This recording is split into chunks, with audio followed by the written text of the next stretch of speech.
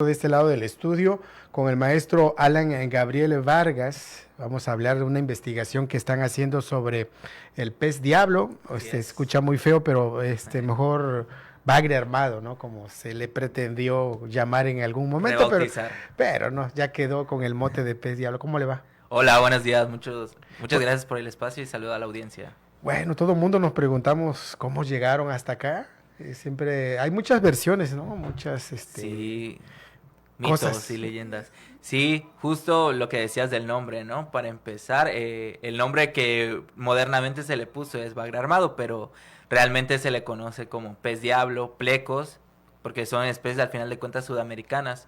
El nombre en Sudamérica es de plecos y también se le conoce como lipia peceras, que es su principal uso en peceras. ¿Cómo llegó aquí a la región? Sigue siendo una incógnita. Lo que sí sabemos es que su primera aparición fue en la presa del Infiernillo, en Michoacán, a mediados de los 90. Y de ahí fue cuestión de años para que hubiera reportes en Chiapas y en Centla, zonas cercanas a los ríos de Tabasco. Y las principales rutas que se infieren de la introducción, pues su uso en peceras, que propicia que cuando un dueño ya no lo quiere, lo desecha por drenajes, y como es un pez que resiste bastante, pues logra sobrevivir. Otra cosa es que en criaderos, granjas acuícolas, en épocas de inundación se ha escapado, y eso ha propiciado que se extienda por... ¿Hay granjas de pez diablo? No granjas de pez diablo precisamente, pero sí granjas acuícolas donde lo crían. ¿Por qué? Porque es un pez que se vende en los acuarios, y justo como limpias las peceras, es un pez que se alimenta de sedimentos, de los detritos. Entonces, al tener un acuario grande o peceras grandes, los desechos de otros peces los puede consumir, esos sedimentos. Entonces, mucha gente lo compra creyendo que les va a mantener limpias las peceras y no esperan que crezca tanto. Entonces, lo desechan. Porque en realidad, cuando son alevines, son muy pequeños, a 3, 5 centímetros, y mantienen un largo así por lo menos varios meses, ¿no? Ahora, ¿la forma de reproducción es fácil? Sí, a ver, estos peces son originarios del Amazonas. Entonces, si nos vamos al Amazonas, es una zona muy cálida, aquí como en Tabasco. Usualmente se reproduce en los meses de verano, pero pues con el incremento de las temperaturas se ha observado que también sus periodos de reproducción se ha expandido por más de 6 meses, y su reproducción pueden poner de 500 a 3000 huevecillos cada hembra. Entonces, ¿cuántos? De 500 a 3000 huevecillos. Entonces, imagínate la cantidad de huevos, y aparte son peces que son muy... hacen cuidado paternal, es decir, construyen nidos en las riberas de los ríos, hacen huecos en las laderas, en las riberas de los ríos, y el macho cuida el nido. Entonces, asegura que gran cantidad de esos 3000 huevos crezcan y nazcan esos huevecillos. Ahora, esta es una especie invasora, ¿va? Así es. Y obviamente acaba con las especies nativas. Sí, lamentablemente, así como lo dices tú, es una especie invasora y incidentalmente puede llegar a ingerir otros peces porque es un pez al final de cuentas grandes. Además tiene un cuerpo que es acorazado, con espinas y rayos en las aletas. Eso quiere decir que al estar nadando puede llegar a lastimar a otros peces o a otros mamíferos acuáticos, aves acuáticas. Y además, por la ingesta accidental, cuando aves grandes lo quieren consumir, también pueden verse dañadas. Es un pez territorial, entonces también por ahí llega a desplazar a otras especies nativas, y por la competencia de alimentos principalmente. Ahora, de estas investigaciones que ustedes están realizando, ¿qué novedad? Lo último que conocimos es que se utilizaba para elaborar hamburguesa, que su carne era muy rica en proteínas, que se utilizaba inclusive para alimentos para gatos, ganado. ¿Qué novedad hay ahora? Sí, justo uno de los problemas principales que tenemos aquí en la región sureste y en el mundo, porque en realidad no es un problema exclusivo de Tabasco. Este pez está en todos los continentes menos en la Antártida, y no dudo que sea cuestión de tiempo para que llegue también. Entonces, uno de los principales problemas es que no se logra identificar cuántas especies de este pez existen, y es lo que tratamos de abordar a la genética. Así como me preguntabas, también existen dudas todavía de cómo llegó a Tabasco, cómo es que le fue tan bien, y qué uso se les puede dar o qué alternativas existen para su aprovechamiento. Entonces, yo estudié mi maestría en ciencias en el Colegio de la Frontera Sur, en Ecosur, y justo mi proyecto fue basado en la genética. Sin embargo, el grupo de trabajo sigue investigando este pez, cuestiones de su consumo, si es sano o no, apto o no para el consumo humano. Pero sí ya se venden aquí, ¿no? Sí, ya se vende, sí se vende. Es diversidad genética del bagre armado, especies invasoras en la región sureste, así se llama. Así es, así es. Ahora, basado en que está esta investigación sobre la genética, porque te preguntaba, oye, ¿cuánto tardan, no? Fuera 20 horas, casi un día.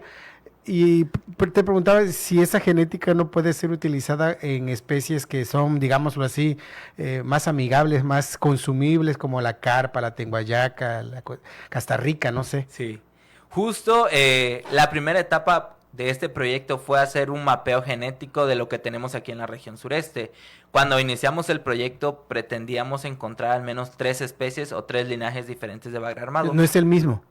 Eso pretendíamos, porque si nos vamos a ver el pez, estudiarlo físicamente, podemos notar que en su vientre hay diferentes lunares o manchas, y a partir de eso se identifican en 3 especies o en 2 especies realmente aquí en la zona. Los que tienen lunares son Pterygoplictis pardalis, ese es el nombre científico, y si tienen rayas o vermiculaciones, que son manchas en forma de gusanitos, se le conoce como Pterygoplictis disjunctivus. Además se han encontrado peces con un patrón mixto, que se infiere o que sean híbridos de la cruza de ambas especies o otra especie, ¿no? Entonces, la primera etapa de este proyecto fue hacer el mapeo genético y la reconstrucción genética, para eso inferir un poco de la introducción y de la historia de este pez, y posteriormente detectar qué genes le permiten esa gran adaptación al pez. La resistencia sobre todo, ¿no? Exacto. Sí. Te preguntaba, ¿es una sola especie? Me dices que no, que pueden haber hasta 3. Ahí va. Morfológicamente o las características del cuerpo del pez nos dicen que son al menos 3 o 2 especies diferentes, 3 linajes. Pero cuando hicimos nuestro proyecto y los resultados infieren o nos dicen que es solo una especie y con muy poca diversidad genética. Cosa que nos sorprendió mucho, porque por la gran adaptación que tiene este pez, uno pensaría que tiene gran diversidad genética y que eso le permite adaptarse, y que son varias especies o que son productos de híbridos, que le ha permitido, cuando 2 especies hibridan, usualmente eso le da una mayor resistencia a los ambientes, ¿no? Entonces se creía que a este pez le iba muy bien porque son productos de una hibridación. Sin embargo, nuestro proyecto de investigación dice que aparentemente es solo una especie, y que es el mismo linaje que está presente en lugares como Brasil, que es la zona de distribución original, Taiwán, Indonesia, Vietnam, y que aparte también encontramos que donde sí hay otras especies de este pez es en Guatemala y en el norte de México. Entonces, probablemente lo que nos lleva a ver esta parte genética es que sí se está viendo una fuga desde las granjas acuícolas, y que probablemente desde ahí hay un proceso de hibridación, perdona, o de mezcla entre 2 especies al menos de estos peces, y que ha permitido que le vaya muy bien en cuestiones adaptativas. Ahora, ¿se puede sacar algún provecho o estamos condenados a que esta plaga termine con todas las especies de aquí originarias de esta zona? Bueno, de hecho sí, se han hecho varios estudios y buscado varias alternativas. Sin embargo, entre las que, bueno, están el biogás, hacer aprovecharlas como alimento para ganado, como tú lo mencionaste hace rato, alimento para mascotas recientemente, consumo humano, hamburguesas, tacos, carnitas, usar incluso la piel, que es muy resistente, para hacer artesanías. Sin embargo, la principal medida que ha reducido que estas alternativas funcionen es que pues sí ha habido un rechazo entre el público en general por esta especie. En realidad, ¿será por el nombre o por el aspecto? Ambas. De hecho, parte de llamarlo bagre armado es quitar esa connotación del nombre negativo, ¿no? De pez diablo. Y también que cuando vemos al pez, tiene un aspecto desagradable para muchos. Es oscuro, tiene muchas espinas, entonces parece una especie bastante agresiva. Entonces, ¿qué ha mermado que apliquen estos resultados? Pues, o que funcionen efectivamente estas alternativas, pues el hecho del rechazo del consumidor, y también que pues hay poco seguimiento a estos proyectos. Además que existe un miedo de la población en que este pez tiene metales pesados. Pero es un mito. Bueno, se siguen trabajando. De hecho, ya ha habido estudios en Chiapas del contenido de metales pesados de estos peces, como el cadmio, y se ha visto que no tienen mayor cantidad de metales pesados que otros peces que sí consumimos, como la tilapia. Sin embargo, es verdad que este es un pez que se alimenta en el fondo de los ríos, es decir, de sedimentos, de detritos y de residuos. Entonces, eso es a lo que mucha gente le teme. Además, este pez ha mostrado cierta afinidad por alimentarse de aguas de drenaje. Entonces, cuando lo vemos así todo en conjunto, sí resultaría bastante desagradable decir, ¿por qué me voy a comer un pez que nada en el drenaje, no?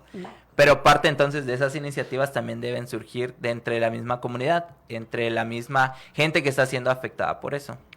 Sobre todo ampliar el mercado, ¿no? O la oferta, sobre todo que llegue a más gente y borrar esa connotación que tienen hacia la especie. Posiblemente podría ir abriendo un poco más el mercado, no solamente en la comida, sino también en la parte de las artesanías que dices, se puede utilizar la piel. Sí, justo, pues lo platicábamos antes de entrar al aire, hace unos años se realizó un festival del bagre armado, donde se expusieron diferentes recetas para el consumo y diferentes técnicas de aprovechamiento. En realidad esta es una especie que en su zona de distribución natural, que es el Amazonas, y en los países cercanos a eso, Brasil, Colombia, sí se consume y le va bien en el mercado, digamos. Es un producto, en Venezuela también, es un producto que quizás no es de consumo diario, pero que sí se llega a consumir. Entonces, lo principal es buscar alternativas que la gente realmente quiera aprovechar y sería bueno que esas alternativas surgieran de las mismas comunidades que están siendo afectadas. Allá, ¿cómo los venden? ¿No? ¿Qué conocimiento tienes tú? ¿Qué información tienes de cómo, cómo le sacan provecho a esta especie que se reproduce de manera rápida y algunos no se explican cómo llega a ciertos cuerpos de agua? Tengo entendido que sí se distribuye a nivel comercial en forma de filetes. Y justo parte de cuando se tomó la alternativa de hacer hamburguesas de pez diablo, aquí se distribuían las carnes. Había unos proveedores de Balancán, me parece, que llegaban este producto a Villahermosa. Entonces, en los países que te comento se consume, se vende como filetes. Sin embargo, de las recetas que me han comentado amigos de la región sudamericana, es que lo pueden comer en caldo, en filetes, distintas recetas. La carne prepararla con arroz o diferentes platillos. Entonces, la verdad es que es una carne, aparentemente no lo es, pero en realidad sí es una carne bastante sana por su contenido de omegas y ácidos grasos que son benéficos para el consumo humano. Pero acá estamos todavía, ahora sí que en pañales, ¿no? Como para poder, sobre todo abrir nuestra mente y poder consumirlo por esos mitos que se dicen y también por el propio aspecto, por el propio nombre, que suena hasta un poco hasta despectivo, ¿no? Sí. Poder consumir o dirigirse a esa especie. Yo te preguntaba, ¿cómo llega, por ejemplo? Se puede entender un poco de que en los ríos que se conectan con arroyos, haya este tipo de especie, pero ¿cómo llega, por ejemplo, en los ranchos, ¿no? En los préstamos o jagüey? ¿Cómo llega ahí si no tiene conectividad con otros cuerpos de agua? Sí, fíjate que parte de lo que nos permitió hacer este proyecto de estudio genético es... Este pez está presente en la cuenca del Grijalva y Usumacinta desde la parte alta hasta la baja. Entonces uno pensaría que fueron diferentes puntos por donde ingresó. Sin embargo, el mapeo genético nos indica que fue un solo evento de introducción. Es decir, que de un mismo punto, este pez se integró a la cuenca del Grijalva y Usumacinta y su rápida reproducción le permitió abarcar toda la zona. Entonces, ¿qué factores inferimos que han permitido distribuirse a lo largo de la zona? Pues... primero que nada, una gran reproducción y alta movilidad. Este pez puede moverse y nadar río arriba, es decir, contra la corriente del río. Además que son peces que se dispersan muy fácilmente. Además, otros estudios, no de la zona precisamente, pero de lugares donde está también el pez siendo invasor, nos dicen que pueden nadar a través de mantos acuíferos subterráneos. Cosa que suena curiosa, ¿no? Pero... esa movilidad le permitiría invadir zonas que comúnmente no tendrían un fácil acceso por la parte terrestre. También en época de inundación, ese es un factor que le permite distribuirse muy fácilmente. Y son peces que resisten condiciones de hipoxia. ¿Qué quiere decir eso? Justo lo que platicabas hace rato. Pueden resistir condiciones o un tiempo fuera del agua de hasta 20 horas aproximadamente, porque tienen un estómago vascularizado que le permite absorber aire y oxígeno del aire, que es eso. Entonces, hay varios factores que le permiten distribuirse como él quiere. Ahora, ¿se ha logrado cruzar con otras especies? Nativas de aquí de la región, no. Presuntamente en el río Amazonas hay 2 especies de este pez. al menos de las que tenemos aquí, y estas dos especies sí se han cruzado. Entre ellas. Entre ellas, y es lo que te hablaba de los híbridos, que usualmente cuando se cruzan unas especies diferentes, pero del mismo género, que al final de cuentas son del mismo género, muestran ese vigor híbrido que le propicia tener mayores características de adaptación al ambiente.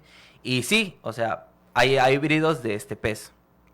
Pero no así con no con tilapia, con no otras mojarras, ¿no? Con la mojarra tenguayaca todavía no. No se tienen evidencias. ¿Qué proceso lleva la investigación que estás realizando? ¿Ya la concluiste? Aquí me muestras un ejemplar, un libro, es de tu autoría. Mira, yo estudié mi maestría en el Colegio de la Frontera Sur y justo este proyecto que te hablo lo hice durante los 2 años con la beca del CONACYT. Sin embargo, el grupo de trabajo de COSUR, de la UJAT, sigue trabajando en este proyecto, no solo cuestiones de genética, pero también en cuestiones de realizar talleres con los pescadores y mapear al bagre armado y sus efectos en las regiones, también trabajar con otras especies que al final de cuentas son afectados y verificar las cuestiones de toxicología, medir metales pesados y buscar estrategias de aprovechamiento. Justo este libro son unos talleres que realizaron el grupo de trabajo de COSUR y fue un trabajo que se realizó en Pantanos de Centla y en Balancán con 2 especies que pues ya están en la región, el bagre armado, que es especie invasora, y el cangrejo azul, que el contraste es que es una especie que es nativa y que le está yendo mal en cuestiones de reproducción y de adaptación. Entonces aquí este es un ejemplar que se llama Contrastes en el manejo del cangrejo azul y el pez diablo. ¿Qué habla sobre la parte del cangrejo? Justo el trabajo con los pescadores y cómo les ha costado trabajo recuperar esta pesquería y el aprovechamiento del cangrejo azul. Por la propia explotación tendría que ver. Sí, y también, bueno, sus experiencias, ¿no? Porque creo que muy útil y muy enriquecedor es no solo tener inferencias desde la parte académica, sino también desde las voces de los propios actores que están en esa región, que son los pescadores. Uh-huh. Y también, pues, las evidencias que ellos narran, la reconstrucción histórica de cómo llegó el bagre armado, el pez diablo a su región, qué valor cultural tienen ambas especies para ellos o qué rechazo tienen, porque, pues, si pensamos en el pez diablo, tiene un rechazo cultural. En cambio, el cangrejo azul tiene un aprecio, un valor cultural bastante arraigado en esas regiones. Es en la zona de Paraíso principalmente, ¿no? Así es. ¿Hay otras zonas también donde habita? Sí, en zonas de la región, pero cercanas a Paraíso. Ahora, obviamente esto es un primer inicio, una parte, obviamente se requiere todavía más investigación, sobre todo en estas partes que me hiciste referencia, la genética también, la alimentación, y para ir despejando sobre todo dudas, ¿no? Y no sé si qué tanto puede ser mitos, ¿no? Sí, a deshacernos de mitos y de dudas que todavía existen. Uh-huh. Esta en realidad fue una primera aproximación porque no había información genética de este pez, lo cual complica desarrollar un proyecto porque no tienes un punto de comparación. Entonces, de hecho, en la región original, en la región de distribución original del Amazonas, hay muy poca información sobre estos peces y es importante generar información, esclarecer dudas, porque al final de cuentas está dando o está afectando muchas zonas fuera de su área nativa. Entonces sí, este es un primer abordaje desde el punto de vista genético y como tú bien lo mencionas, en el futuro esperamos que nos permita develar qué genes en específico le permiten una alta resistencia a factores de salinidad, por ejemplo, aguas ácidas, bajas condiciones de oxígeno y que en realidad permite su adaptación, porque si tiene baja diversidad genética, entonces ¿dónde está su potencial adaptativo? Es de agua dulce, ¿verdad? No. Sí, es de agua dulce, sin embargo, se ha visto que sí resiste condiciones de aguas salinas, es decir, aguas con ligera introgresión salina. Como puede ser de lagunas, ¿no? Sí, de lagunas, estuarios, exacto. Sí, ¿también se adapta ahí? Sí, sí logra resistir cuestiones de salinidad. Entonces, en cuestión de adaptación a este pez le va muy bien. También aguas ácidas. ¿Qué sería cuáles estas aguas? Aguas contaminadas principalmente, que a muchos peces de agua dulce les dañan mucho. El pH del agua, que es el factor de acidez, normalmente es de 7. En zonas para que se desarrolle la vida acuática, normalmente va entre el 6 al 7, cercano a lo neutro. Entonces, aguas ácidas suelen ser aguas muy contaminadas, que lamentablemente en la región sí tenemos zonas donde hay aguas muy contaminadas, principalmente por los drenajes. Entonces, estos peces incluso muestran cierta afinidad por esas aguas de drenaje, aguas sucias, aguas contaminadas. Ahí se reproducen re bien. Exacto, se reproducen muy bien y se alimentan muy bien de esas aguas. Si van a Tenosique, cuando pasan la zona de los del río justo, pueden ver en donde están los desagües del drenaje, ahí a los peces alimentándose. Ahora, ¿habrá posibilidad de que se pueda, si no erradicar, controlar esta especie, esta plaga?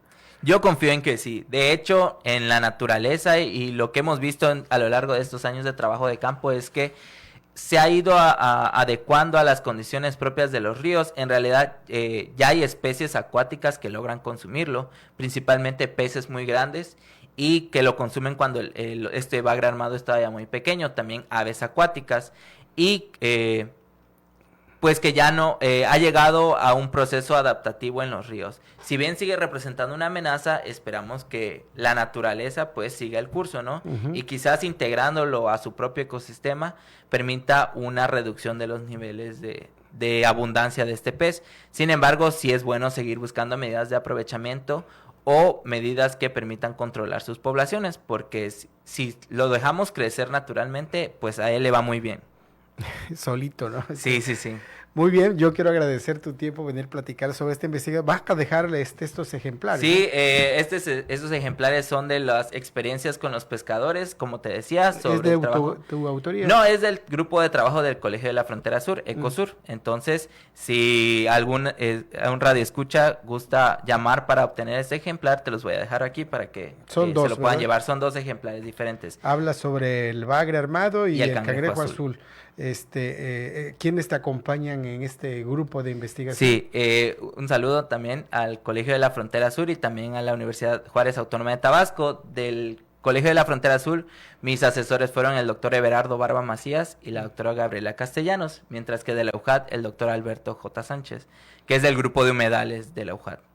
Muy bien, pues agradecerte, maestro Alan Gabriel, tu tiempo para poder platicar sobre estas investigaciones y que todavía podemos decir que estamos en pañales, conocemos muy poco, ¿no? Lamentablemente sí. Del pez diablo. Sí, pero justo está el reto y lo interesante, ¿no? A pesar de que este pez sí lo vemos como el diablo, pero estudiarlo es muy interesante en cuestiones de la naturaleza. Y fíjate que mencionas que viene de esta parte de otros países y allá no hay nada sobre investigaciones básicamente sobre esta especie.